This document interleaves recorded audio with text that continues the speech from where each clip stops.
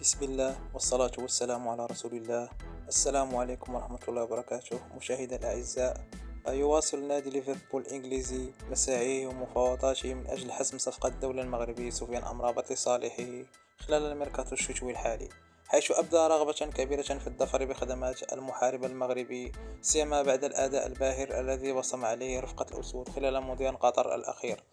وارتباطا بالموضوع، أوضحت وسائل إعلام بريطانية أن الألماني يورغن كلوب مدرب فريق ليفربول الإنجليزي يمارس حاليا ضغوطات قوية وكبيرة على إدارة النادي من أجل توفير السيولة المالية الضرورية قصد حسم صفقة أمرابط في أقرب وقت ممكن، خاصة بعد أن دخلت أندية أوروبية عريقة أخرى في صراع التعاقد مع اللاعب المغربي. وفي مقابل ذلك، أشارت وسائل إعلامية إيطالية إلى أن نادي فيورنتينا يصر على التمسك بلاعبه المغربي سفيان أمرابط وخطط لتجديد عقده، موضحا أنه لا يسمح برحيله إلا في حالة حصوله على مبلغ 50 مليون يورو، وهو الرقم الذي يسعى نادي ليفربول إلى توفيره من أجل ضم النجم المغربي إلى صفوفه قبل نهاية الميركاتو الشتوي.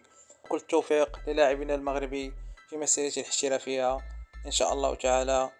لا تنسوا الاشتراك معنا في القناة والضغط على زر لايك، وشكرا جزيلا.